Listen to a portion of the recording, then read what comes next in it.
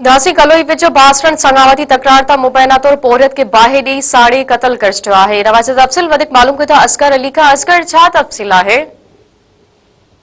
जी बिल्कुल, कलोई बरसा गोट केटी में पोरियत के संगावती तकरार ता मुबैना तौर ते बाहि डी साड़े वियो, पोरियत पहुंची वियो।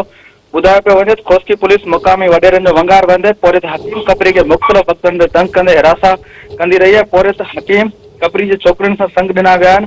बैद में बहादुर वडेरो पारां धमकाए मंगणियूं टोड़ियूं वियूं आहिनि। पोरियत पारां खोस्की थाणे ते रिपोर्ट पुन दर्ज कराई वई है, जंहिं बैदि वडेरे पारां मुदाख़लत करे मामले खे रफ़े दफ़े कयो वियो आहे। पोरियत हकीम कपरी जे वारसनि जो चवणु आहे त असां बिरादरी जे बहादुर वडेरे ज़ुल्म जी इंतहा कई आहे। माइटनि खे इस्तेमालु करे बाबा खे साड़ियो वियो। कलोई पुलिस को भी एक्शन न वरितो।